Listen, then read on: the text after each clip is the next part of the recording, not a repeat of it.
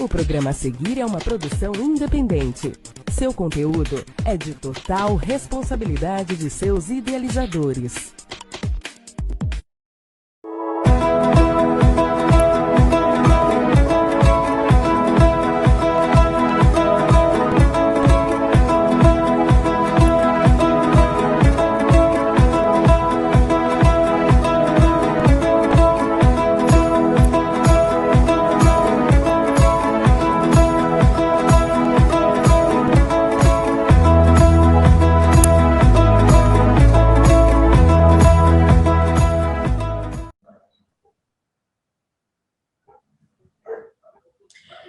Boa tarde a todos, a todas, a todes. Hoje o tema do programa do CDDH será sobre a campanha Setembro Amarelo. O Setembro Amarelo conscientiza a população sobre a prevenção do suicídio, além de tornar o mês de setembro um momento para o acolhimento dessas pessoas que estão em sofrimento psíquico. Segundo a Unicamp, 17% dos brasileiros já pensaram em dar um fim à própria vida. E dentre esses, 4,8% chegaram a elaborar um plano para isso. Por muito tempo, falar sobre suicídio, depressão, ansiedade ainda é um tabu muito grande para a sociedade. E esta campanha é justamente um incentivo para que seja falado sobre este tema, até mesmo para que as pessoas possam ter acesso à informação sobre como se prevenir, como buscar ajuda e expor seu sofrimento interno para um profissional da saúde mental. Acreditamos que a educação é uma maneira eficaz para instruir, informar e auxiliar a pessoa que busca por ajuda. Por isso, o grande desafio do Setembro Amarelo para o profissional de saúde mental é a responsabilidade, o afeto e a forma adequada ao falar sobre este assunto com quem sofre, para que a prevenção seja realmente eficaz. Nós, do Centro de Defesa dos Direitos Humanos, temos recebido muitos pedidos de ajuda para tratamento psicológico nesta pandemia. O aumento da miséria, da fome e do desemprego tem caminhado ao lado da aflição, ansiedade e depressão de alguns integrantes das famílias que atendemos aqui na sede. Este período de pandemia tem sido desafiador para o cuidado e a preservação da saúde mental da população. Por isso, hoje convidamos Ana Carolina Santos, mulher negra, terapeuta ocupacional, cofundadora do Laboratório de Estudos Africanos integrados às atividades e à terapia ocupacional, e profissional do CAPS AD3, Mira Makeba, no Complexo do Alemão, Rio de Janeiro. Ana, estamos muito felizes de você estar presente aqui e colaborar com a gente nessa luta. Eu gostaria, primeiramente, de agradecer, né, o convite, dizer que eu me sinto muito feliz de poder estar aqui compartilhando com vocês um pouco, inclusive, da minha trajetória, né, enquanto integrante da equipe de um CAPS.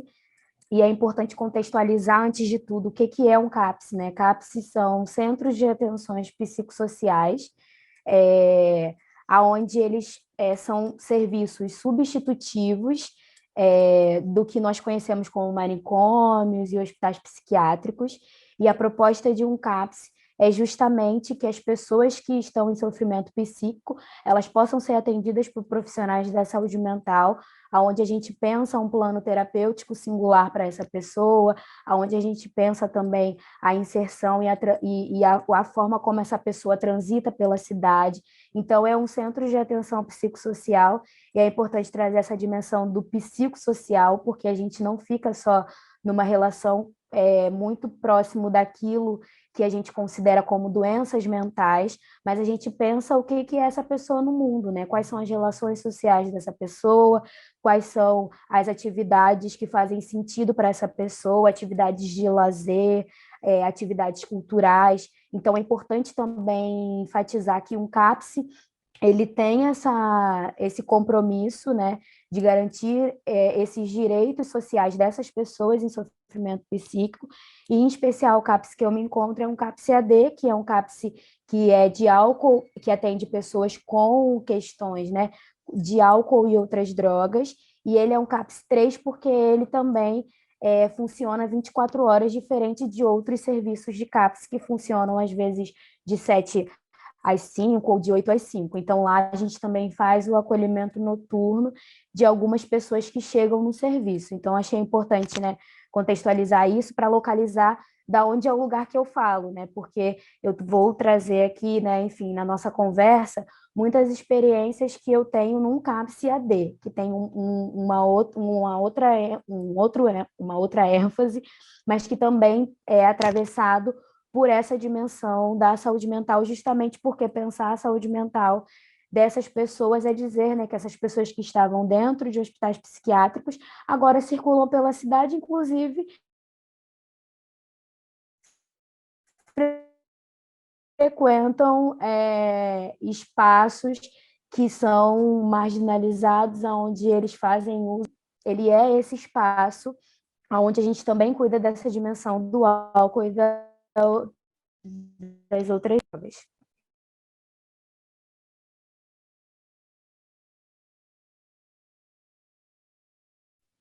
Eu acho que é muito legal você começar dando esse panorama, explicando para a gente, né? Porque eu fico pensando na questão da saúde mental e as pessoas, né? Esse histórico que o manicômio traz para as pessoas que estão em sofrimento psíquico, né? Tipo, é um absurdo, né? Então, tipo assim, a gente pensar e trazer para a sociedade que o manicômio era um lugar onde essas pessoas tinham suas subjetividades negadas, né? E a gente traz uma outra proposta de intervenção, de trabalho com essas pessoas, que seja mais humanizado, que devolva a elas o sentido da vida delas, que devolva a elas a questão de serem agentes e da própria vida, da própria mudança, é muito importante, né, a gente trabalhar nesse sentido, né, de uma forma de que elas tenham uma educação emancipadora também, né, então, tipo, eu acho muito importante o trabalho do CAPS nesse sentido, e eu achei muito interessante você trazer esse panorama para a gente ficar por dentro do que é o CAPS, né, que tem muita gente que não sabe como funciona, o que é, né, muito legal mesmo. E aí, uma pergunta que eu queria fazer para você é que, em muitos casos, né, a pessoa que pede ajuda chega a pedir ajuda para um familiar, né? Pode pedir ajuda para um familiar. E aí expõe a sua angústia, aquilo que está passando, aquilo que está vivendo, né? Mas aí o familiar vai e aponta ela como doida, ou acha que ela não tá muito bem das ideias, né? A pessoa, ela acha que, tipo, uma depressão pode não vir a existir, que é uma coisa, um mimimi, né? A pessoa que não está se sentindo bem. Então, como é que é trabalhar essa questão da saúde mental com os pacientes e com os familiares também, né? É uma pergunta bem interessante, porque aí a gente retoma o que foi falado, né? Assim, de todo o estigma que as pessoas que estão em sofrimento psíquico, elas são atravessadas, inclusive pelo lugar histórico do que é ser uma pessoa em sofrimento psíquico, fazendo esse recorte dentro de um território que é o Brasil, né? E aí a gente precisa também considerar todos os atravessamentos sociais que reforçam esse estigma. Portanto, os familiares, eles não acessam determinadas discussões e eles acabam reproduzindo determinadas falas, e às vezes não é por uma questão de fato porque aquela pessoa, aquele familiar, ele não está interessado no cuidado dessa pessoa, mas às vezes é justamente numa reprodução a partir de um desconhecimento, né? Porque a educação em saúde, ela é muito importante, e que a gente não discute sobre isso, inclusive, no nosso processo de formação, e não digo só no processo de formação acadêmico, né? Mas no nosso processo de formação no ensino básico, né? E que quando a gente pensa na educação em saúde, o quanto a gente também iria minimizar esses efeitos desse desconhecimento se a gente pudesse discutir isso nas escolas, se a gente pudesse discutir isso em outros espaços que não os equipamentos de saúde. Então, às vezes, esse familiar ele reproduz determinadas falas justamente por essa dimensão histórica do que é ser um louco numa sociedade como o Brasil, né? Que historicamente, pensando dentro desses espaços de saúde mental, eram espaços que foram construídos justamente como um projeto e um processo de higienizar às cidades, né? Então, assim, não era num processo de pensar esse cuidado humanizado como a gente percebe hoje nos CAPS, por exemplo, nos centros de convivência, por exemplo. Então, é importante também a gente ter esse cuidado ao reforçar, talvez, né, que esse familiar ele não está interessado no cuidado dessa pessoa, porque, na verdade, ele só está reproduzindo esse estigma que nós experimentamos na sociedade. E uma fala muito recorrente assim na saúde mental é de que essa ideia do manicômio, na verdade, é uma concepção. Então, o fato de você não estar dentro de um hospital psiquiátrico, isso não significa que você não vai reproduzir falas manicomiais, não significa que você não vai reproduzir práticas manicomiais, né? Então, assim, o fato das pessoas serem atendidas hoje, por exemplo, num CAPS, não significa dizer que um CAPS talvez não esteja tendo práticas manicomiais. Não significa dizer que as famílias... Porque esse trabalho dos serviços substitutivos de saúde mental tem essa dimensão, inclusive, do cuidado com as famílias, né? Desse cuidado e dessa educação em saúde, de poder conscientizar, inclusive, a partir de apresentar outras camadas de sentido daquilo que foi contado historicamente para essa pessoa, né?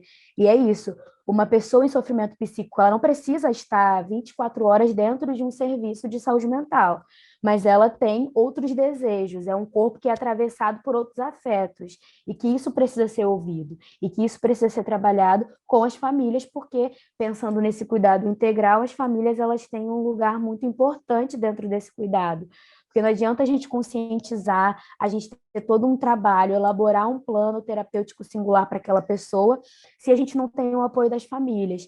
Então, e aí é um convite, né, que não está só para os profissionais de saúde, mas está para todos os profissionais que têm acesso a essas famílias, né, porque a dimensão do sofrimento psíquico ela não aparece só nos serviços de saúde mental, pelo contrário, talvez ela, por último, apareça, né, porque, inclusive, as pessoas elas têm vergonha de procurar determinados serviços por conta desses estigmas, né? Então, assim, é importante que isso não fique só para as famílias, mas, né, nós que temos amigos, nós que nos relacionamos no nosso trabalho, que a gente também fique atento para determinadas falas, justamente para que a gente não reforce o estigma que esses corpos eles carregam, né? Então, é aí um convite, porque é bem complexo, né, esse trabalho, e é muito complexo desconstruir algo que historicamente foi construído e que é um compromisso de todos nós, né? Não só dos profissionais de saúde mental.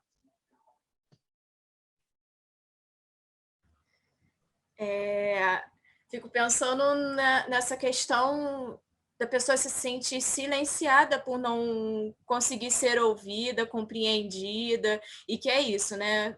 Que você trouxe do corpo receber diversos atravessamentos e da própria mente de cada ser humano ter a sua complexidade, ter a sua amplitude, ter a sua forma de enxergar a realidade, né? E que isso é necessário ser acolhido, né?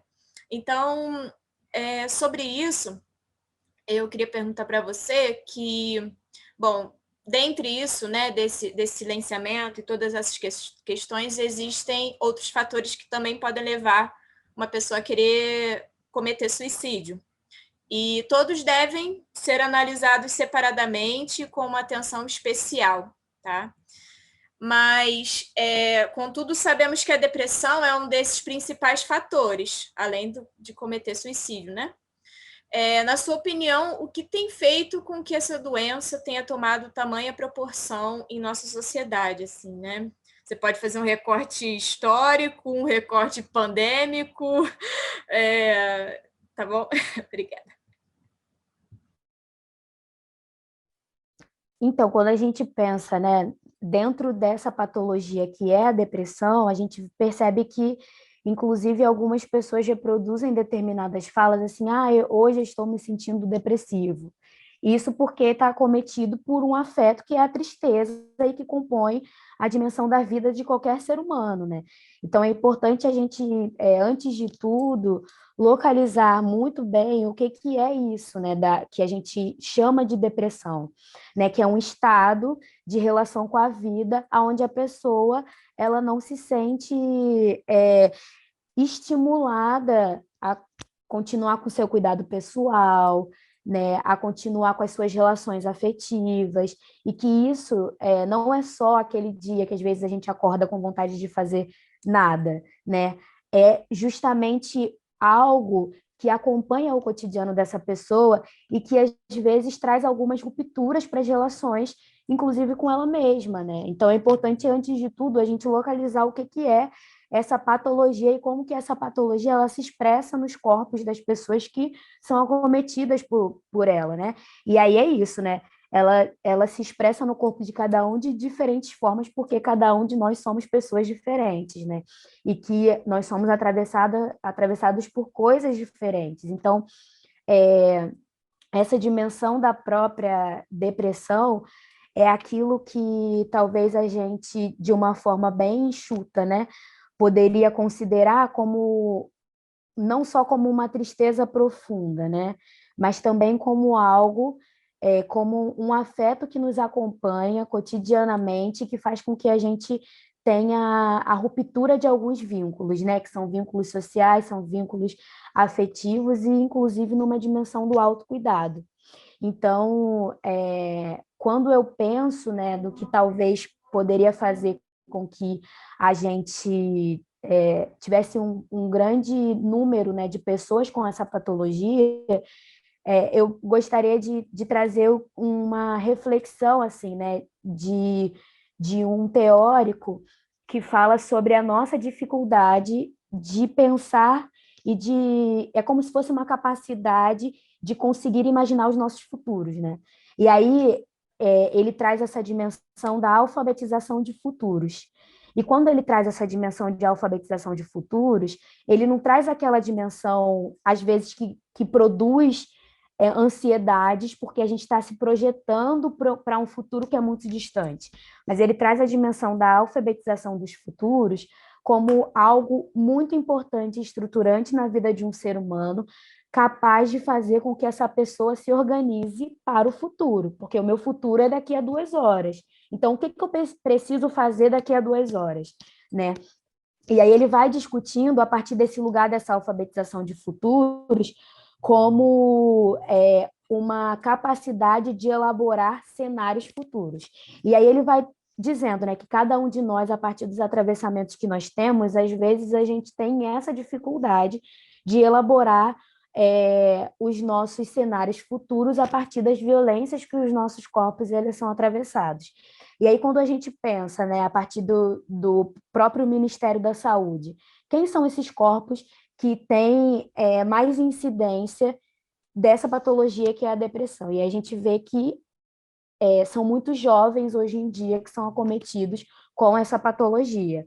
E quando a gente vai ver, né, em relação a sexo, a gente vê que a maioria dessas pessoas são homens, por incrível que pareça, e aí às vezes a gente fica até um pouco assustado com isso, né? E aí quando a gente vai por um outro vetor importante, que é o vetor da raça, a gente percebe que são mais de 50% homens negros. E aí, pensando nessa ideia, né, de alfabetização dos futuros, o que isso tem a ver com toda essa discussão que a gente está trazendo? É justamente quando a gente pensa, né, quais são as imagens de futuros que as pessoas negras elas têm. E aí são imagens de um futuro completamente empobrecido e restrito a partir de toda essa violência que é atravessado nos corpos dessas pessoas. E o que isso tem a ver com essa grande incidência e com esse grande aumento da depressão, por exemplo, nesses corpos? É justamente essa capacidade de não conseguir elaborar cenários futuros. Porque justamente são corpos que são atravessados por uma violência tamanha que quando a gente vai pensar quais são os futuros desses jovens, quais são os futuros dessas pessoas, a gente começa a olhar para os noticiários e a gente não consegue pensar esses futuros, né? E pensar esses futuros justamente é pensar quais são esses caminhos que nós conseguimos construir com essas pessoas, né? E aí, pensar esses caminhos é pensar de forma consciente sobre os nossos medos, sobre as nossas esperanças. E aí é poder também construir, enquanto profissionais, né, como que a gente consegue construir esse futuro que não é um futuro atravessado por uma eminência de uma possível ansiedade, mas é poder também construir com essas pessoas o futuro que é o amanhã, né? O que que você consegue pensar para o seu dia de amanhã? E aí, pessoas que são acometidas por essa patologia, às vezes elas não conseguem responder essa pergunta, justamente porque o que está tomado daquele corpo no agora é essa sensação, inclusive de não pertencimento com a vida que essa pessoa ela leva naquele momento, né? E aí é muito interessante porque pensar esses cenários futuros é criar cenários desejáveis. Então, assim, como que é para essas pessoas poderem pensar o futuro delas a partir daquilo que elas desejam para elas? E poder também construir todo esse cuidado garantir que essas pessoas elas consigam pensar cenários que elas desejam. E aí não é o que o profissional ou o que o amigo, ou o que o familiar deseja para essa pessoa, mas é o que ela deseja para si. Então, é um processo também de autonomia de si, de poder escutar esse corpo de uma forma mais sensível, e também o poder de contratualidade, né? Desse próprio corpo. O que que esse corpo deseja para ele, a partir dessas imagens e desse futuro desejável. E aí é muito interessante quando a gente pensa nisso, porque, assim, criar imagens de futuros, por exemplo, é algo muito interessante, por exemplo, para a ONU, que trabalha com esse tipo de abordagem. E aí a gente vê, por exemplo, que um ganhador recente do prêmio Nobel, que foi acho que é Mohamed, eu só não sei pronunciar muito bem o sobrenome dele, mas acredito que seja Yunus. Ele fala sobre que ele diz assim, nós, enquanto sociedade, a gente conseguiu construir ficções científicas muito interessantes, só que a gente não conseguiu construir o que ele chama de ficções sociais. E aí ele chama a atenção disso assim, a gente não consegue pensar ideias de sociedade ao qual a gente queria construir. E aí, dentro disso, ele fala a partir da pesquisa que ele foi desenvolvendo e que foi o que deu a ele esse prêmio, que era a distribuição de microcréditos para chefes de família. E aí ele diz que a ficção social que ele queria construir era o fim da pobreza. E aí isso tudo, né, para chamar a nossa atenção enquanto, enfim, profissionais, amigos, familiares, de que a gente precisa estar fazendo sempre esse exercício com essas pessoas de imaginar esses futuros desejáveis a partir dessas ficções sociais. Quais são as ficções sociais que nós gostaríamos de construir enquanto sociedade? Quais são as relações sociais que nós gostaríamos de construir? E aí poder pensar nessas ficções sociais visando alguma coisa, né? Por exemplo, o Mohamed Yunus, ele disse que era o fim da pobreza na distribuição desses microcréditos para essas chefes de famílias. Então, assim, pensar nisso é poder também ampliar esse nosso entendimento de depressão como uma pessoa que não está interessada, ou uma pessoa que não quer ajuda, ou uma pessoa que não quer procurar um emprego, mas também qual é o nosso papel enquanto sociedade a partir dessa grande incidência de pessoas que estão tendo o acometimento dessa patologia, que é a depressão. Quais são os atravessamentos sociais disso, né? E aí é poder pensar a pandemia, mas é poder pensar as violências de gênero, as violências raciais, que esses corpos eles são atravessados e que isso convoca o nosso papel enquanto sociedade de pensar essas ficções sociais que nós gostaríamos, né, de poder construir enquanto pessoas que compõem uma sociedade que tem papéis sociais, né? Então, eu acho importante a gente sempre pensar nesse corpo que está acometido dessa patologia, mas também pensar quais são os nossos compromissos enquanto sociedade. Muito legal, muito importante essa reflexão, né, a gente fazer, muito importante mesmo. Eu queria te perguntar uma outra coisa, né, porque a gente está em setembro, né, Setembro Amarelo, amanhã, inclusive, é o Dia Mundial, né, da Prevenção ao Suicídio, e eu queria te perguntar qual a importância de se ter um Dia Mundial da conscientização sobre a prevenção do suicídio, para você. Eu percebo muito que está nesse lugar assim, né, de construir espaços aonde as pessoas se sintam confortáveis de colocar as suas questões. Porque, por muito tempo, vários grupos, né, sociais, eles estiveram num lugar onde falar sobre as suas questões não tinham um ganho de espaço, aonde, inclusive, eles garantissem direitos a partir disso, né?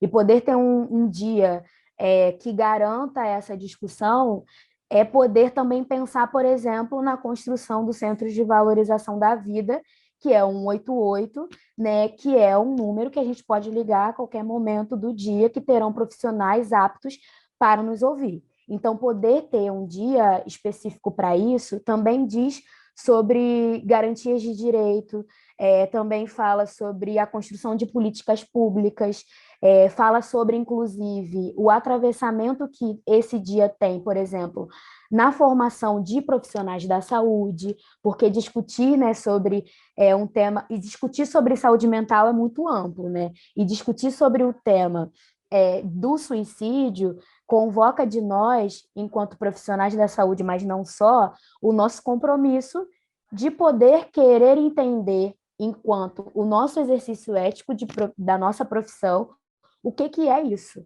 né? E aí aquilo que a gente ouve muito, né? Ah, isso é mimimi, e é a pessoa que está dizendo que tem o interesse de tirar sua própria vida, não vai de fato fazer isso, e tudo mais, a gente vai tendo o cuidado, inclusive, de não reproduzir essas falas que são falas violentas, né?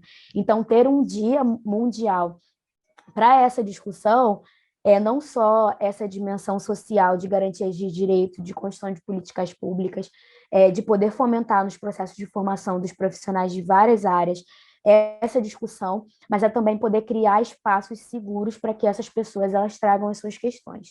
Então é isso, né? É poder estar dentro de um serviço que não seja necessariamente um serviço da saúde mental, mas poder discutir isso em uma escola, poder discutir isso na assistência social. Então, é uma garantia de poder construir esses espaços de discussão e de fala para essas pessoas e para esses grupos que são acometidos por essa questão que é o suicídio.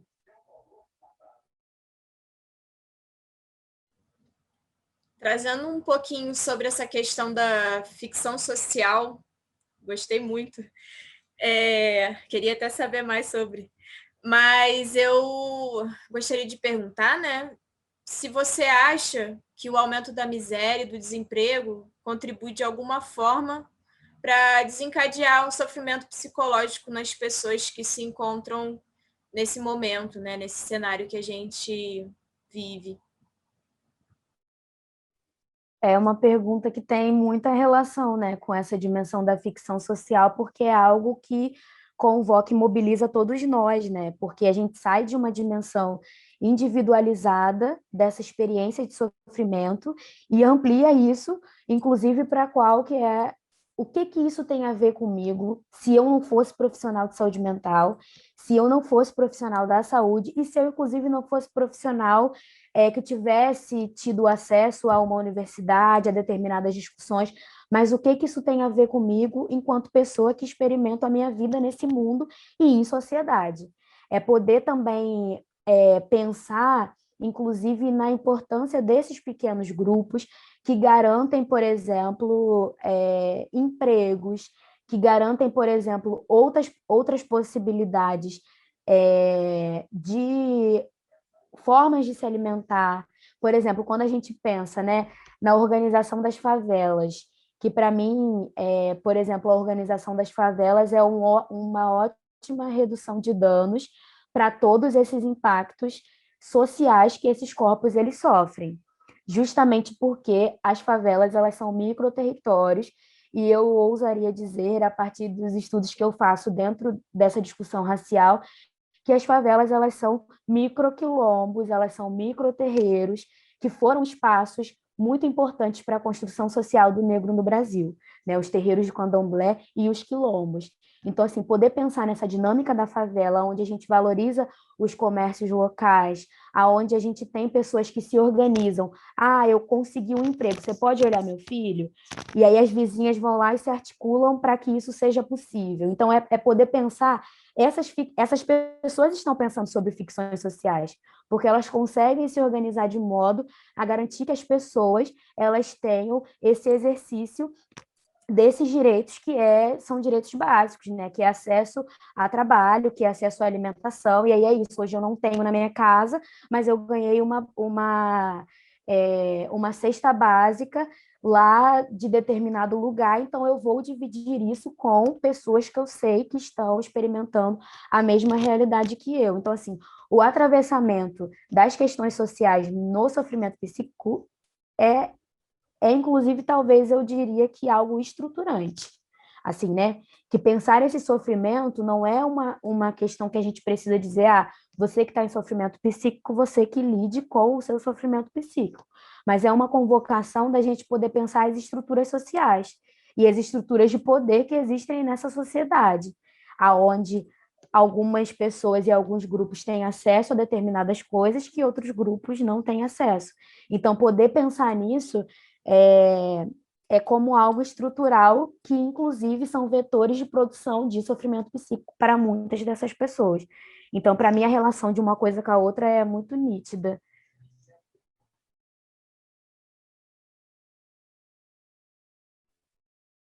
Bacana, muito bacana. A gente sabe que a questão da saúde mental, da prevenção de saúde mental, é muito importante, né? E, tipo, é difícil a gente encontrar na cidade, né? É, alguma coisa que seja voltado para a sociedade, que seja mais efetivo nessa questão da prevenção de saúde mental. Ou então uma pessoa que precisa de alguma assistência, algum tipo de assistência nessa área, fica difícil, porque a gente sabe que hoje, por mais que existam profissionais de psicologia, por exemplo, que atendam por preço popular, existem pessoas que não têm condições de pagar uma consulta, mesmo que seja por preço popular, né? E aí a gente sabe que isso é uma questão que precisa muito de um olhar muito mais reforçado no Brasil, né? A gente precisa criar políticas públicas mesmo, né, de atendimento às pessoas que sejam eficazes e que atendam todos, né? Sem que essa pessoa precise pagar por isso, né? Porque é uma coisa muito importante, é a vida. Se a gente entende a pessoa como um ser biopsicossocial, né? E a gente precisa minimamente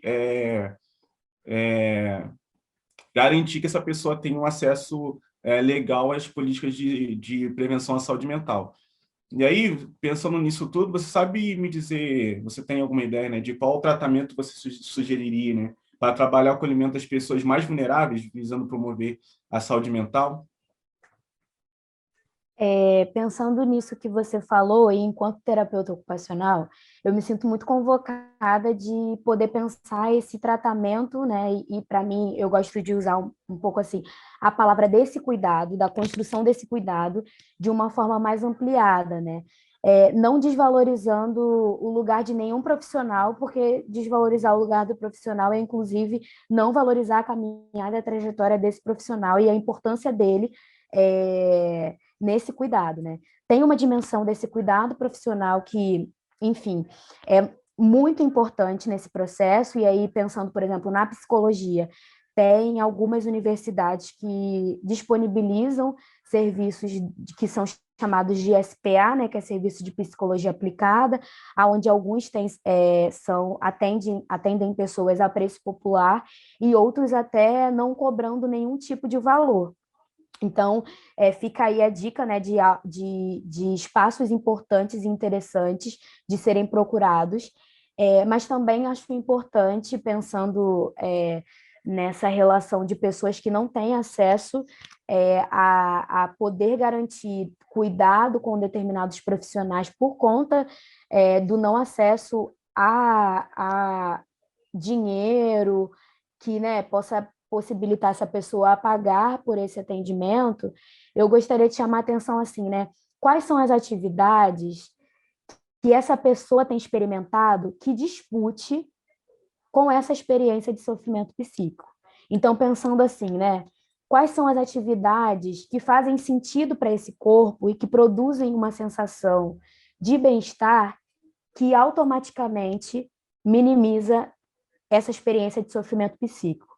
E aí, pensando na redução de danos, que é algo que a gente trabalha muito no CAPS-CAD, é assim, né? A redução de danos é isso. Eu não tenho como estar experimentando atividades que fazem sentido para mim 24 horas por dia.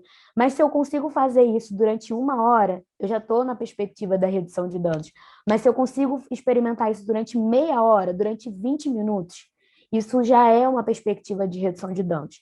E aí, às vezes, a gente pensa assim, eu não tenho acesso também a essas atividades. Mas muitas das vezes, essas atividades são atividades do nosso cotidiano, como, por exemplo, pegar sol. Se a gente pensar na relação do sol nesse corpo que está em sofrimento psíquico, é um atravessamento muito importante, quando a gente pensa, inclusive, dessa relação assim, biológica que tem, né? Dessa luz que chega nessa pele que produz uma sensação biológica. Eu não estou falando de nada transcendental, né? Estou falando de questões biológicas. Então, assim, quais são as atividades do nosso cotidiano que a gente pode estar incluindo nesse processo de cuidado, né? Então, é isso, eu não consigo ter forças para levantar da minha cama, mas eu posso abrir a minha janela e a luz do sol vai chegar na minha cama. Isso já é uma redução de danos. Eu tenho um acesso maior e eu consigo construir, a partir do meu cotidiano, uma relação mais ampliada com determinados espaços, que são espaços culturais. Como que eu consigo chegar a museus para ter acesso a determinadas exposições que fazem sentido para mim? O que é para mim estar em exposições que estão falando, por exemplo, sobre a cultura negra? Isso reforça e reproduz, assim, né? Produz uma sensação de pertencimento, que isso também tem a ver com a nossa construção subjetiva e de fortalecimento, inclusive psíquico. Então, assim, existem muitas outras formas, e por isso que eu chamo a atenção para as atividades significativas do nosso cotidiano, que também auxiliam nesse processo de cuidado, né? Então, assim, eu não consigo ir a lugar nenhum, mas eu consigo elaborar uma alimentação que vá me ajudar nesse processo. Então, quais são os alimentos que eu estou ingerindo?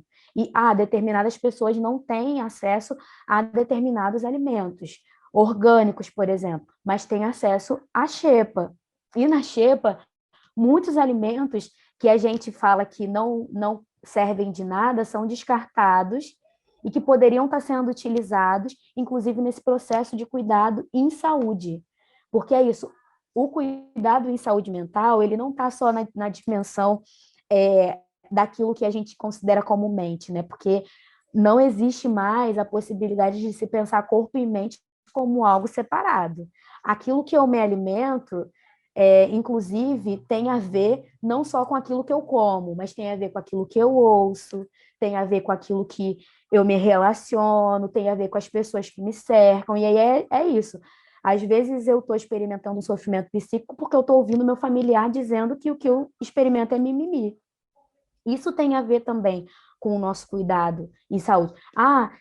Eu não posso sair de casa. Tá, mas ao invés de você passar 20 minutos conversando com essa pessoa, você consegue conversar só 10? E nos outros 10 você consegue fazer outras coisas que fortaleçam a sua subjetividade, que produzam a sensação de bem-estar? Então, assim, pensar as atividades do cotidiano nesse processo é poder, inclusive, ter autonomia do seu autocuidado. E não achar que são os profissionais da saúde que vão ter a solução para o seu problema.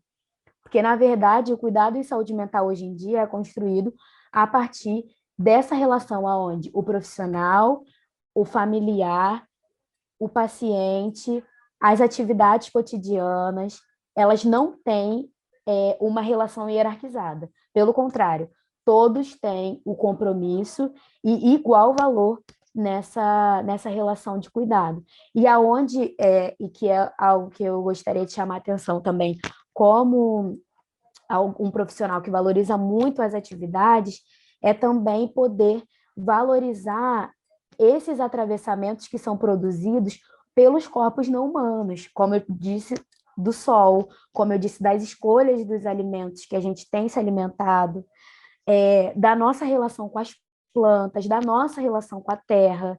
Então, poder retomar esses fazeres que são fazeres ancestrais, que a gente esqueceu por todo esse atravessamento tecnológico, por todo esse atravessamento, inclusive, de um processo de mercantilização desses saberes, né? Então, assim, como que a gente consegue retomar esses saberes e valorizar esses saberes como algo estruturante no nosso processo de cuidado em saúde? Então, poder pensar esse tratamento de uma forma muito mais ampliada, porque não pode ficar só localizada nos serviços de saúde e muito menos nos profissionais de saúde, porque é um convite à autonomia e a gerenciar o nosso próprio processo de cuidado.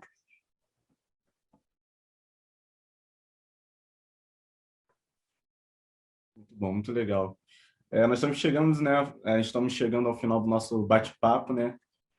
Na verdade, eu queria ficar aqui, se eu pudesse, ficaria aqui muito mais tempo conversando, porque para mim é muito bom falar sobre saúde mental, muito bom falar sobre tudo isso que nos atravessa enquanto sociedade, enquanto pessoas, enquanto indivíduos, né?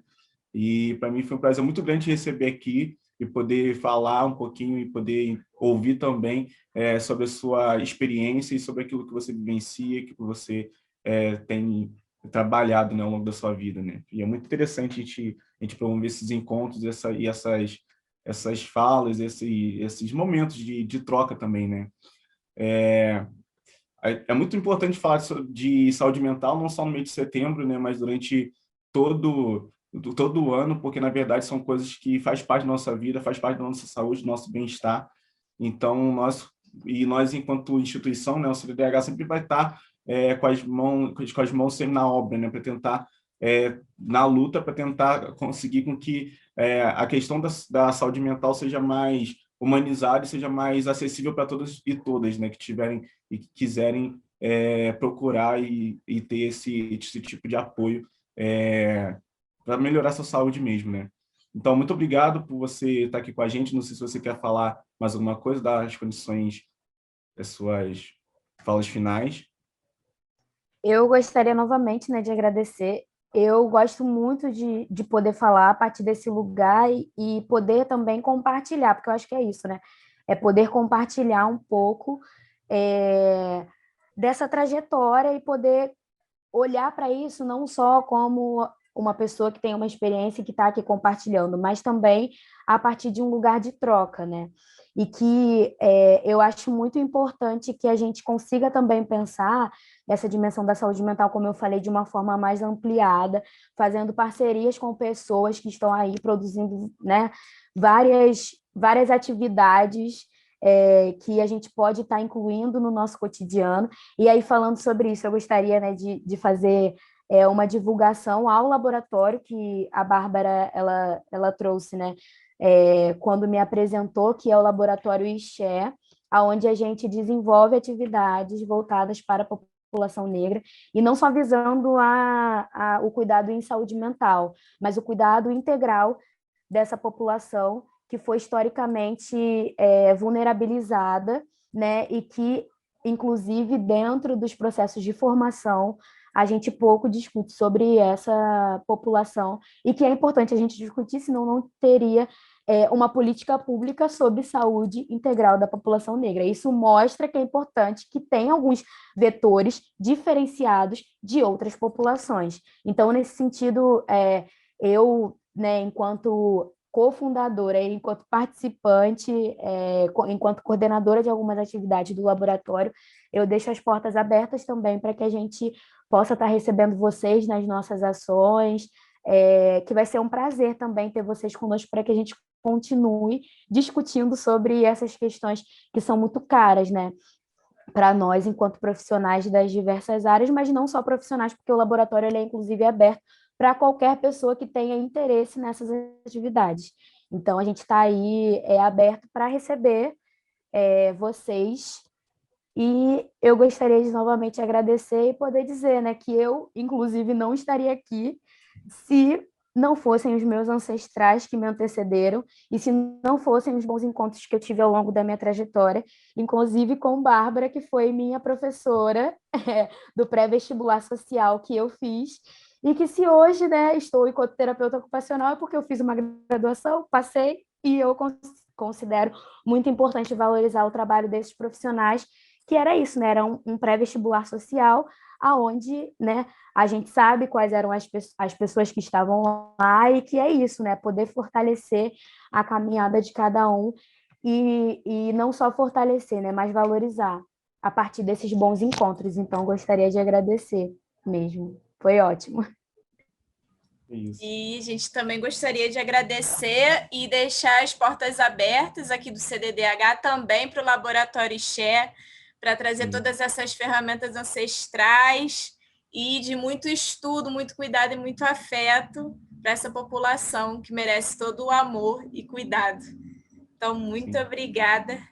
Não sei se o Diogo quer falar mais alguma coisa. Não. Mas muito obrigado mesmo. Foi muito enriquecedor para mim, muito importante te ouvir. E espero que a gente se encontre, a gente troque. Mais para frente é isso, se tudo der certo. Que vai dar, né? Com certeza vai dar. Então, um abraço a todos e muito obrigada por assistirem nosso programa. Obrigado por ter ficado até aqui com a gente. Tchau, gente.